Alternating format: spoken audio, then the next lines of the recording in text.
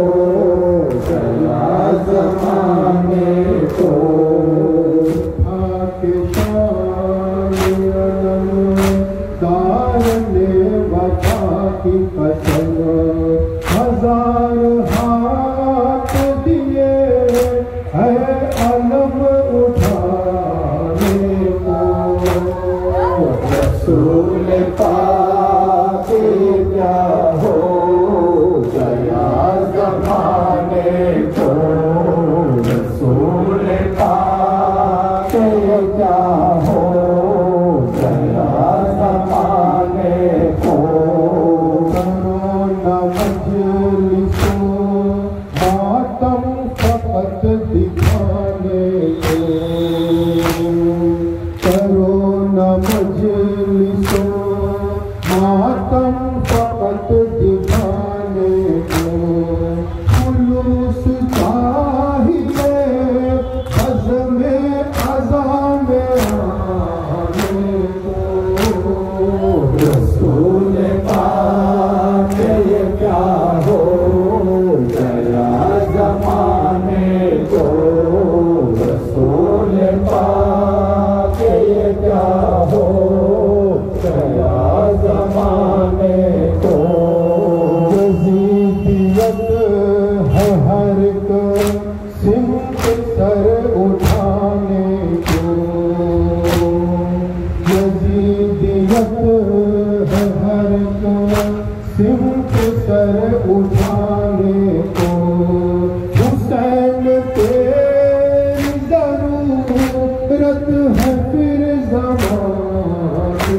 को रसूल पाक क्या हो गया ज़माने को रसूल पाक क्या हो गया ज़माने को रसूल पाक क्या हो गया ज़माने को हमें हुसैन ज़माने से मिट नहीं सकता हो हमें हुसैन ज़माने से मिट नहीं सकता वो खुद ही मिट गया जो भी उठा मिटाने को रसूल पाक क्या हो गया ज़माने को रसूल पाक क्या हो गया ज़माने को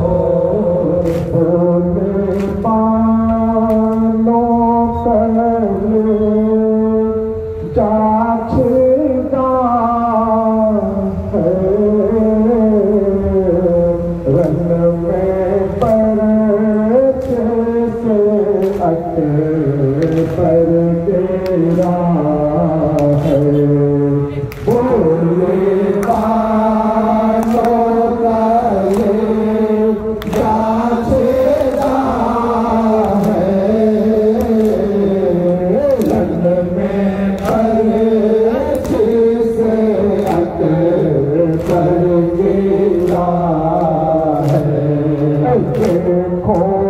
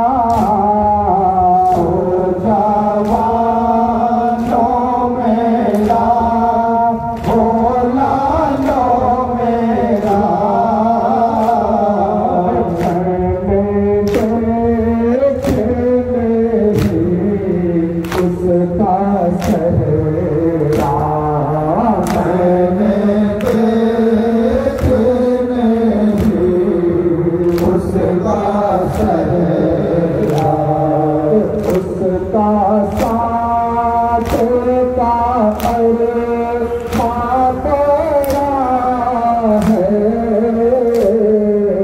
उसका साथ का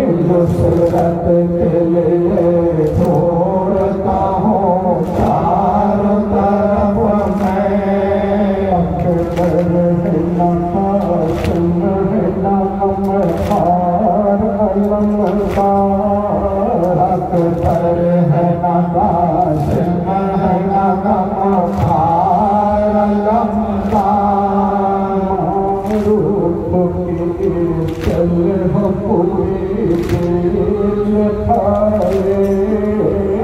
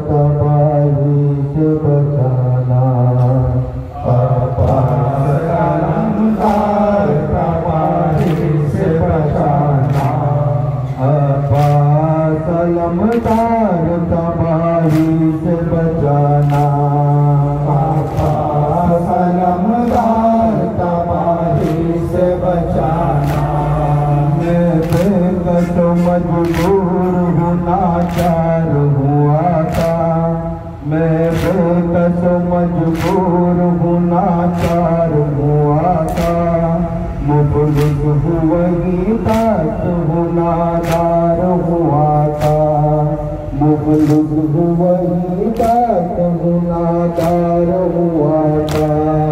आलाम मसायब में गिरफ्तार हुआ था, आलाम मसायब में गिरफ्तार हुआ था।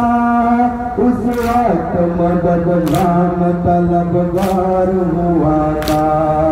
अब्बास अलमदार तबाही से बचाना, अब्बास अलमदार तबाही से बचाना।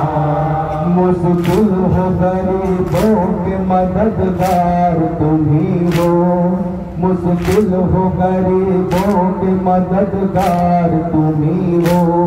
हर बेकस बेयार के गमखार तुम ही हो, हर बेकस बेयार के गमखार तुम ही हो। अरमान दिल हैदर करार तुम ही हो, अरमान दिल हैदर करार तुम ही हो। शबीर के लश्कर के अलमदार तुम ही हो। अब्बास अलमदार तबाही से बचाना, अब्बास अलमदार तबाही से बचाना। मुश्किल हो गरीबों के मददगार तुम ही हो, मुश्किल हो गरीबों के मददगार तुम ही हो। हर बेकस बेयार के गमखार तुम ही हो, हर बेकस बेयार के गमखार तुम ही हो। अरमान दिल हैदर करार तुम ही हो, अरमान दिल हैदर करार तुम ही हो। शबीर के लश्कर के अलमदार तुम ही हो। अब्बास अलमदार तबाही से बचाना, अब्बास अलमदार तबाही से बचाना। ऐ नासिर दी सरवर मजलूम की सदके, ऐ नासिर दी सरवर मजलूम की सदके। ऐ हामी दी ज़ैनब कुलसूम की सदके, ऐ हामी दी ज़ैनब कुलसूम की सदके। शबीर के सूखे हुई हल्के के ये सदके, शबीर के सूखे हुई हल्के के ये सदके। सज्जाद का और कासिम मासूम के सदके। अब्बास अलमदार तबाही से बचाना, अब्बास अलमदार तबाही से बचाना, अब्बास अलमदार तबाही से बचाना, अब्बास अलमदार तबाही से बचाना, अब्बास अलमदार तबाही से बचाना, अब्बास अलमदार तबाही से बचाना, अब्बास अलमदार तबाही से बचाना। हाज़िरीन मजलिस, मुहिब्बाने रसूल सल्लल्लाहु अलैहि वसल्लम व आशिक़ अहले बैत अलैहिमुस्सलाम, अज़ादारे मज़लूम करबला, शहीद करबला, शुहदाए करबला अलैहिमुस्सलाम, उपस्थित पीर भाई पीर बंगरा, आज खानकाए कादरिया हुसैनियार पीर भाई अत्यंत मोहब्बतकारी जनाब গোলাম হোসেন মিয়া অর্থাৎ পেছুমিয়া তরফ থেকে প্রতি বছরের ন্যায় পবিত্র জিকরে শাহাদাতে ইমাম হুসাইন আলাইহিস সালামের আয়োজন করা হয়েছে। জিকরে শাহাদাত পাকে আমরা যে সমস্ত পীর ভাই পীর বোনেরা এসে উপস্থিত হয়েছি, আমাদের আন্তরিকভাবে ফরিয়াদ করা দরকার যে আমরা যে জিকিরে হুসাইনে এসে উপস্থিত হয়েছি বা যে জিকিরে হুসাইন পালন করছি, রব্বুল আলামিন হুজুর রাসূলুল্লাহ সাল্লাল্লাহু আলাইহি ওয়া সাল্লাম ও ওনার আহলে বাইতের ওসিলাতে আজকে এই জিকিরে হুসাইনকে যেন কবুল ফরমান করুন, আমিন। এবং একই সঙ্গে সঙ্গে আমরা সমস্ত পীর ভাই পীর বোনেরা বিভিন্ন জায়গা থেকে এখানে এসে উপস্থিত হয়েছি, আমাদের সকলের হাজিরিও যেন কবুল ফরমান করুন, আমিন।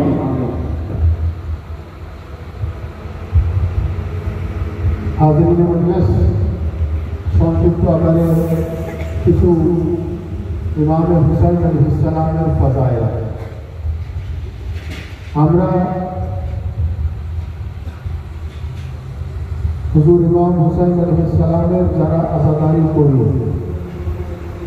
আমরা যারা গমে হুসাইন পালন করি, আমরা অবগত যে ইমাম হুসাইনের মজলুমিয়ত সম্বন্ধে, আমরা অবগত যে ইমাম হুসাইনের শাহাদাত পাকের ওয়াকিয়া সম্বন্ধে, আমরা অবগত কারবালায় মহল্লার ঘটনা সম্বন্ধে।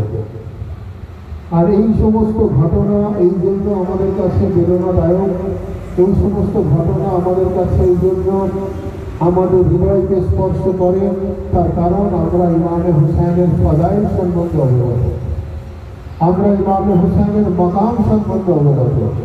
অর্থাৎ ইমামে হুসাইন আলাইহিস সালামের মুসিবতের কথা, ওনার দুঃখ কষ্ট তাকলিফের কথা একটা মানুষের অন্তরকে তখন কাঁদাবে যখন মানুষ ইমামে হুসাইনের মাকামকে জানতে পারবে, যখন ইমামে হুসাইনের মর্তবা জানতে পারবে, যখন আহলে বাইতের গুরুত্ব জানতে পারবে, যখন কোরআন ও সহিহ হাদিসের দৃষ্টিভঙ্গি থেকে আলে রসুলের ডিগনিটি জানতে পারবে, তবেই সে ইমামে হুসাইন আলাইহিস সালামের দুঃখ কষ্ট তাকলিফকে ইয়াদ করে তাজিয়াদারি করবে, আজাদারি করবে, নহাফানি করবে, মাসিয়া পাক করবে, মাতম পাক করবে ইত্যাদি।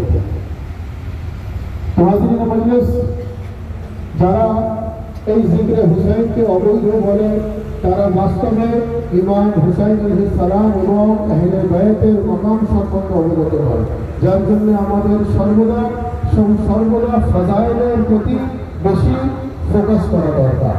কোরআন ও সহিহ হাদিসের দৃষ্টিভঙ্গি থেকে আলে রসুলের মাকাম কি, ইমাম হুসাইনের মর্তবা কি, এই জায়গাটা আমাদের ফোকাস করা একান্ত জরুরি। আসুন সংক্ষিপ্ত আকারে কিছু কোরআন ও সহিহ হাদিসের দৃষ্টিভঙ্গি থেকে আলে রসুলের ফাজাইল। হাজিরিন মজলিস, ইসলামের যে সমস্ত হাদিস শরীফগুলো রয়েছে, যেগুলোকে অথেন্টিক হাদিস বলে আমরা মেনে নিয়েছি, তার মধ্যে বহু হাদিস, বহু অথেন্টিক রেফারেন্স হযরত আবু হুরায়রার তরফ থেকে এসেছে। অর্থাৎ বহু হাদিস হযরতে আবু হুরায়রার তরফ থেকে বর্ণিত হয়েছে। বহু জায়গায় দেখবেন যে আবু হুরায়রার নাম থাকে অমুক কোটেশনের পরে, অর্থাৎ সেটা জানাবে আবু হুরায়রার তরফ থেকে অবতীর্ণ হয়েছে। আবু হুরায়রাকে যিনি রাসূলুল্লাহর সঙ্গে খুব অল্প সময় উনি ওনার সান্নিধ্য পেয়েছিলেন, জানাবে আবু হুরায়রা উনি রাসূলুল্লাহর সান্নিধ্য খুব অল্প সময় পেয়েছিলেন। তো যখন অল্প সময় সান্নিধ্য পাওয়ার পর এত হাদিস হযরত আবু হুরায়রার তরফ থেকে অবতীর্ণ হলো, নাযিল হলো, বর্ণিত হলো, তখনকার জামানাতে মানুষ আলোচনা করত যে এত কিছু হাদিস হযরত আবু হুরায়রার তরফ থেকে অবতীর্ণ কিভাবে হলো, কিভাবে এই হাদিস উনি লিখতে পারলেন। কারণ ওনার থেকে তো অনেক পুরনো সাহাবী রাসূলরা ছিলেন, যারা ওনার থেকে অনেক বয়সে বেশি বা ওনার থেকে বেশি রাসূলুল্লাহর সোহবত পেয়েছে, ওনার থেকে বেশি রাসূলুল্লাহর সান্নিধ্য পেয়েছে, তাদের তরফ থেকে যত বেশি এসেছে তার থেকে আবু হুরায়রার তরফ থেকে আরো বেশি এসেছে। এটা কি করে সম্ভব হয়? তো তখন সকলে মিলে বসে ওনারা একটা ফাইনাল ডিসিশনে এলেন। একজন বললেন যে আমি এই কথা শুনেছি বা আমি এই কথা দেখেছি যে একবার রাসূলুল্লাহর বারগাতে রাসূলুল্লাহ একটা দুধ পান করেছিলেন কোনো একটা বাটিতে, কোনো একটা গ্লাসে, তো সেই দুধ পান করার পরে সেই দুধটা কিছুটা খেয়ে রাসূলুল্লাহ রেখে দিয়েছিলেন এবং জনাবে আবু হুরায়রা গিয়ে উনি দেখলেন যে এটা রাসূলুল্লাহর ঝুটা দুধ আছে, রাসূলুল্লাহর অল্প খাওয়া দুধ আছে, এটা যদি আমি খেয়ে নিই আমার অনেক দিন বাঁচতে পারে। তো আবু হুরায়রা গিয়ে রাসূলুল্লাহর ওই ঝুটা দুধটাকে উনি পান করলেন। পান করার পর ওনার মধ্যে কিছু ইলম এলো, যে ইলমটা উনি মুসলমানের কাছে হাদিস লিখে উনি দিয়েছেন। এই খবর যখন প্রচার হলো চারিদিকে, সবাই এটা বলতে লাগলো যে তাহলে এটা আবু হুরায়রার কামাল নয়, এটা রাসূলের খোদার ইলমের কামাল। বলুন সুবহানাল্লাহ।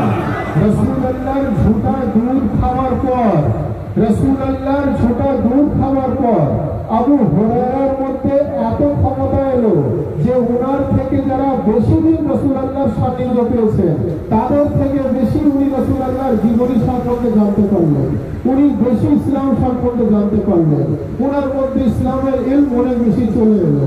আসার কারণে উনি সেগুলোকে হাদিস রূপে নকল করতে থাকলেন। মুসলমানের কাছে সেই হাদিস অথেন্টিক বুকস হিসাবে আসতে রইল। তো ভাই আমি বলতে এটাই চাইছি যে আবু হুরায়রা যদি রাসূলুল্লাহর ঝুটা দুধ পান করে ওনার কাছ থেকে যদি আমরা ইসলাম গ্রহণ করতে পারি, তো ইমামে হুসাইন ঝুটা দুধ পান করने वाला ना, হুসাইন জবানে মুবারক চুষने वाला। তো যদি আবু হুরায়রার কাছ থেকে ইসলাম করে আমরা এত ইসলাম জানতে পারি, তো ইমামে হুসাইনের মাকাম কত হবে যিনি উলাদতের পর রাসূলুল্লাহর জবান চুষने वाला।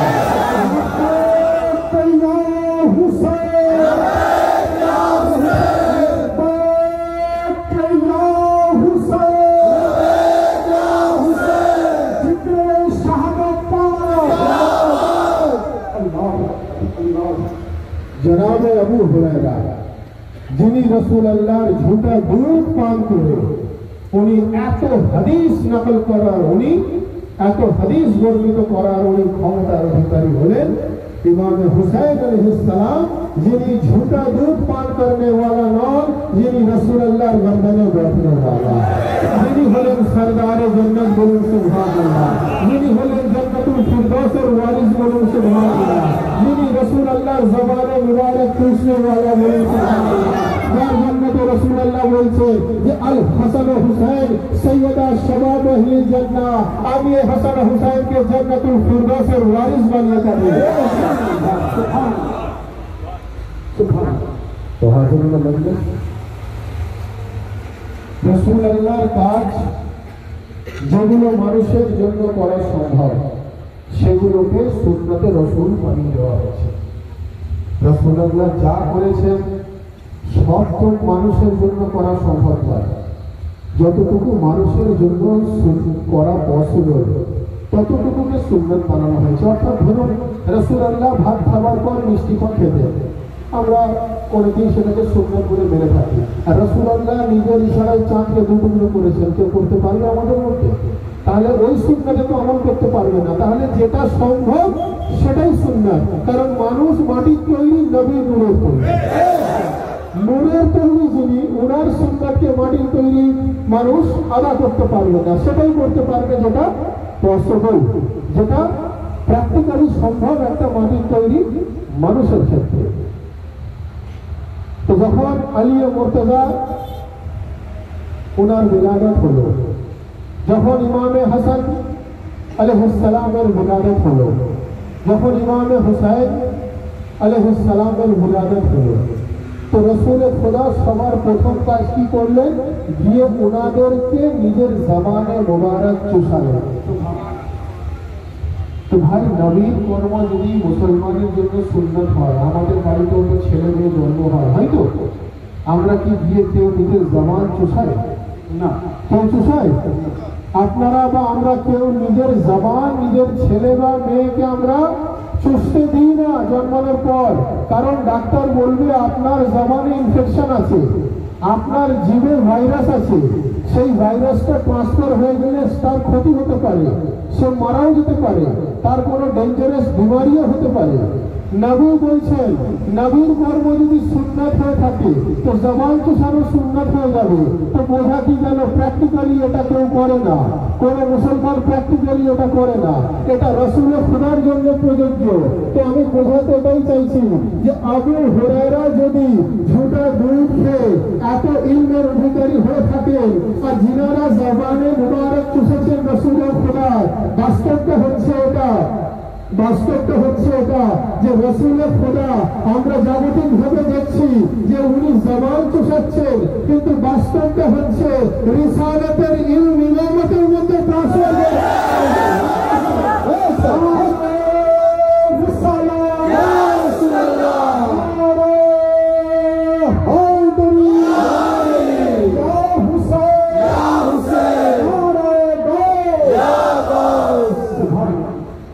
আমরা জাগতিক ভাবে দেখছি যে জবানে মুবারক চুষাচ্ছেন রাসূলের খোদা, কিন্তু বাস্তবটা হলো রিসালাতের ইলম ইমামতের মধ্যে ট্রান্সফার করছেন বলুন সুবহানাল্লাহ। যার জন্যই তো ইসলামকে জানতে গেলে তাওহীদের মধ্য দিয়ে জানতে হবে, রিসালাতের মধ্য দিয়ে জানতে হবে এবং ইমামতের মধ্য দিয়ে জানতে হবে বলুন সুবহানাল্লাহ। ইমাম হুসাইন আলাইহিস সালামের মাকাম আমাদেরকে জানতে হবে, তবেই আমরা ইমাম হুসাইনের মুসিবতকে याद করে, ইমাম হুসাইনের গমকে याद করে, ওনার তকলিফকে याद করে, তবে ওনার মশাইলে আমরা কাঁদতে পারবো, মাতম করতে পারবো, রোজাদারি করতে পারবো, না হলে আমরা আল্লাহর শান উপলব্ধি করতে পারবো না। ইমাম হুসাইন ঝুটা দুধ पीने वाला नॉन, इमाम हुसैन रसूलुल्लाहर ज़बाने मुबारक चूसने वाला। যার জন্য কবি বলছেন, যার জন্য কবি কি বলছেন कि जहां अली की फजीलत बयान हो जाए, जहां अली की फजीलत बयान हो जाए, जमी जमी न रहे आसमान हो जाए, जमी जमी न रहे आसमान हो जाए। और हुसैन तुमने नबी की जबान चूसी है, हुसैन तुमने नबी की जबान चूसी है, तुम्हारे मुंह से जो निकले कुरान हो जाए।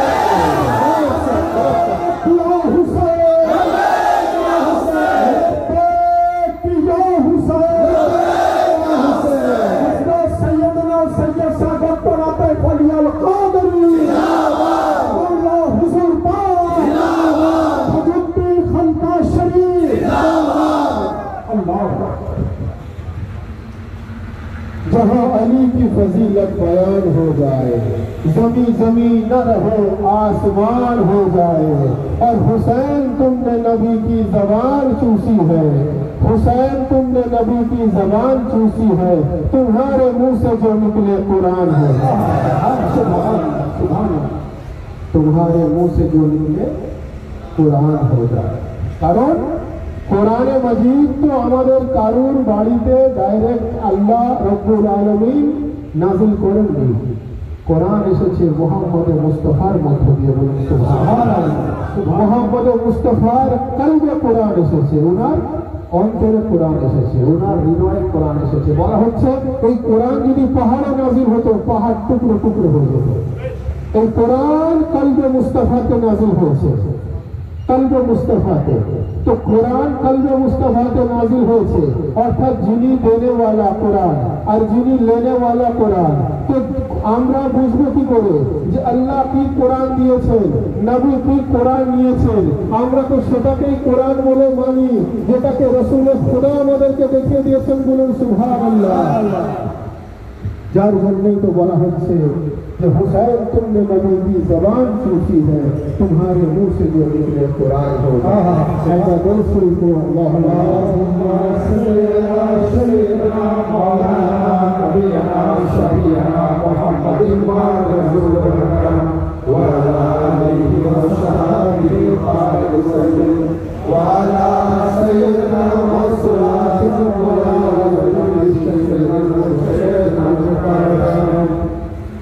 হাজরিন মজলিস। আরেকটা ইমাম হুসাইন আলাইহিস সালামের সংক্ষিপ্ত ফজাইল বয়ান করে বক্তব্য শেষ করব, তারপরে একটা মাসআলা পড়া হবে। তো হাজরিন মজলিস, মাকামে আহলে বাইত, মাকামে ইমাম হুসাইন রব্বুল আলামিন ইমামে হুসাইনের আলাইহিস সালামের এই কুরবানি, এই ত্যাগ, উনি এতটাই এই কুরবানির জন্য রব্বুল আলামিন ইমামে হুসাইন আলাইহিস সালামের প্রতি এতটাই সন্তুষ্ট যে উনি নফসে মুতমাইন্না সম্বন্ধে কোরআনে মাজিদে আয়াত নাযিল করেছে। মানুষের শরীরে বলা হচ্ছে 4 প্রকার নফস আছে, 4 প্রকার নফস মানুষের শরীরে, আউলিয়ার শরীরে এবং আলে রসুলের শরীরে, তার মোবারকে সমস্ত কিছু মিলিয়ে টোটাল নফস হচ্ছে 4 প্রকার। একটা হলো নফসে আম্মারা, একটা হলো নফসে লওয়ামা, একটা হলো নফসে জাকিয়া, আর একটা হলো নফসে মুতমাইন্না। নফসে আম্মারা যেটা সকলের মধ্যে থাকে, যে আমাদেরকে খারাপ কাজের দিকে নিয়ে যায়। নফসে লওয়ামা, যে আমাদেরকে খারাপ কাজ থেকে আটকায়। নফসে জাকিয়া, যে আমাদেরকে পবিত্র থাকতে সাহায্য করে। আর নফসে মুতমাইন্না, জিনার প্রতি আল্লাহ এত সন্তুষ্ট হয়ে যান যে জিনার প্রতি সন্তুষ্টি হয়ে কোরআনে মাজিদে উনি আয়াত নাযিল করেন নফসে মুতমাইন্না সম্পর্কে। নফসে আম্মারা অর্থাৎ মানুষ খারাপ কাজের দিকে বেশি মোটিভেটেড হয়। একটা মানুষ ভাবছে আমি এখন নামাজ পড়বো ওযু করে, তার মাথার মধ্যে কিছু খারাপ খেয়াল এলো, সে শয়তানের দ্বারাই প্রবর্তিত হলো, সে নামাজের দিকে গেল না। এটা হলো নফসে মুতমাইন্নার দ্বারাই সে নফসের দ্বারাই সে এফেক্টেড হয়ে গেল, নফসে আম্মারার দ্বারাই সে এফেক্টেড হয়ে গেল। নফসে আম্মারা তাকে খারাপ কাজের দিকে নিয়ে চলে গেল, নফসে আম্মারা তাকে কুকর্মের দিকে নিয়ে চলে গেল, নফসে লাওয়ামা তাকে খারাপ কাজ থেকে আটকায়, নফসে জাকিয়া তাকে পবিত্র থাকতে সাহায্য করে, এবং নফসে মুতমাইন্না সেটা হলো এমন একটা নফস যেটার প্রতি আল্লাহ সন্তুষ্ট, আর যিনি আল্লাহর প্রতি সন্তুষ্ট বলুন সুবহানাল্লাহ। নফসে মুতমাইন্নার অধিকারী হতে গেলে কি হতে হবে? ত্যাগ, কুরবানি, শাহাদাত, বলিদান, স্যাক্রিফাইসের মধ্যে হতে হবে। যেটা না কোনোদিন কারবালায় মুআল্লার আগে হয়েছিল, যেটা না কোনোদিন কারবালায় মুআল্লার পরে হবে। অর্থাৎ আহলে বাইতের কুরবানিতে, ইমামে হুসাইনের কুরবানিতে, আলে রসুলের কুরবানিতে রব্বুল আলামিন এতটাই সন্তুষ্ট হলেন এই কুরবানির পরবর্তীকালে রব্বুল আলামিন কোরআনে মাজিদে আয়াত নাযিল করলেন, ইয়া আইয়াতুহান নাফসুল মুতমাইন্না ইরজাই ইলা রাব্বিকা রাদিয়াতাম মারদিয়া ফাদখুলি ফি ইবাদি ওয়াদখুলি জান্নাতি। যার অর্থ হলো, এ প্রশান্ত মন, তুমি তোমার রবের প্রতি সন্তুষ্ট হয়ে যাও, তুমি তোমার রবের প্রতি সন্তুষ্ট হয়ে ফিরে এসো। এটা কোরআনে মাজিদের আয়াত।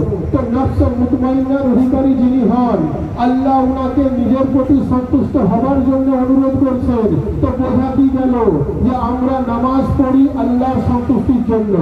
আমরা নামাজ পড়ি কার সন্তুষ্টির জন্য? আল্লাহর সন্তুষ্টির জন্য।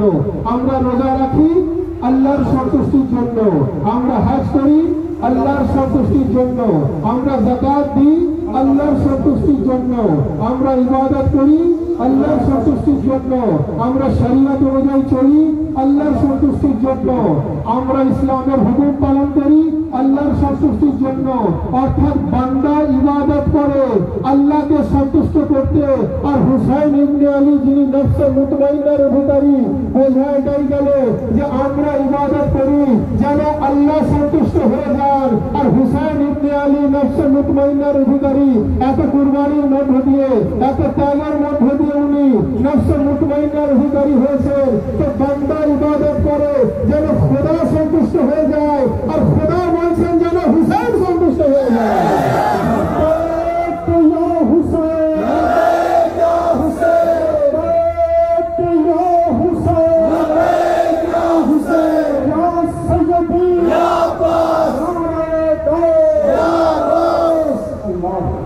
বান্দা ইবাদত করে রব্বুল আলামিনের সন্তুষ্টির জন্য। আর কোরআনের আয়াত অনুযায়ী রব্বুল আলামিন বলছেন যে আয় নফস মুতমাইন্না, আপনি আপনার রবের প্রতি সন্তুষ্ট হন। হুসাইন ইবনে আলী যদি নফসে মুতমাইন্নার অধিকারী হয়ে থাকেন তো এটা পরিষ্কার যে খোদা বলছেন হুসাইন ইবনে আলী আপনি আপনার খোদার প্রতি সন্তুষ্ট হয়ে যান। তো বান্দার ইবাদত খোদাকে সন্তুষ্টি করা আর খোদার ইচ্ছা যেন হুসাইন সন্তুষ্ট হয়ে যান। যার জন্যে প্রভু বলছেন যে है बंदगी की भेष में सबसे बड़ा हुसैन, है बंदगी की भेष में सबसे बड़ा हुसैन, करता रहा खुदा के लिए क्या से क्या हुसैन। और लब्बैक लोग कहते हैं परवरदिगार को, लब्बैक लोग कहते हैं परवरदिगार को, और परवरदिगार कहता है लब्बैक या हुसैन।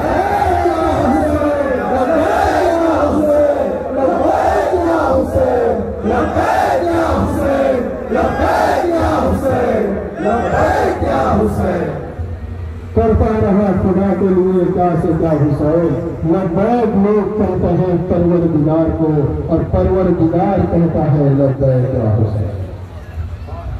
तो हाजिर मजलिस বক্তব্য নিরূপণ নয়, আমরা যারা এই পবিত্র জিকির শাহাদাত পাকে উপস্থিত হয়েছি আমাদের প্রত্যেককে আন্তরিকভাবে ফরিয়াদ করা দরকার যে রব্বুল আলামিন আমাদেরকে হুজুর রাসূলুল্লাহ সাল্লাল্লাহু আলাইহি ওয়া সাল্লাম ওর আহলে বাইতের দেখানো পথ অনুযায়ী চলার তৌফিক দান করেন বলুন আমিন। আমাদেরকে যেন কোরআন ও সহিহ হাদিস অনুযায়ী চলার তৌফিক দান করেন বলুন আমিন। আমাদের যেন কোরআনে মাজিদের সমস্ত হুকুমগুলো নামাজ রোজা হজ যাকাত থেকে শুরু করে আহলে বাইতের মুহাব্বত রাসূলুল্লাহর মুহাব্বত আউলিয়া আল্লাহর মুহাব্বত থেকে শুরু করে প্রতিটা জিনিস যেন অক্ষরে অক্ষরে পালন করার তৌফিক দান করেন বলুন আমিন। আমরা যারা এখানে উপস্থিত হয়েছি আমাদের প্রত্যেককে আন্তরিকভাবে ফরিয়াদ করা দরকার যে রব্বুল আলামিন যেন আজকের এই জিকিরে হুসাইনকে কবুল ফরমান বলুন আমিন, এবং একই সঙ্গে আমাদের হাজিরকে যেন কবুল ফরমান বলুন আমিন। সকলে মিলে दोनों हाथ बुलंद करके पूरी कलेजे के ताकत के साथ नारे तकबीर, नारे रिसालत, गोहर नजर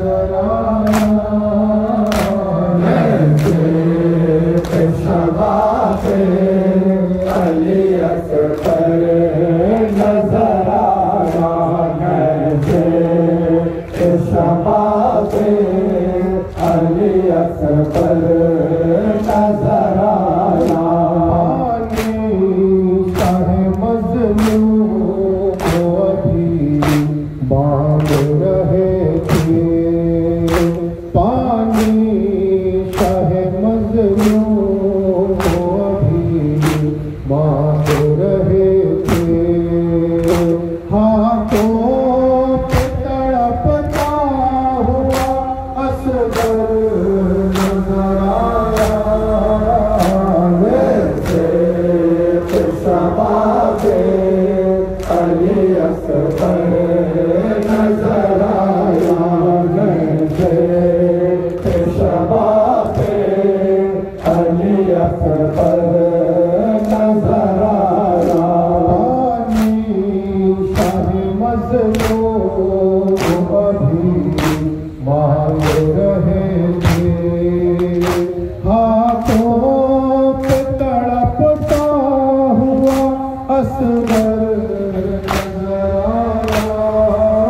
आया शबाबे अली असगर नजर आया शबाबे अली असगर नजर आया शबाबे अली असगर नजर आया हुसैन या हुसैन या हुसैन या हुसैन या हुसैन या हुसैन या हुसैन या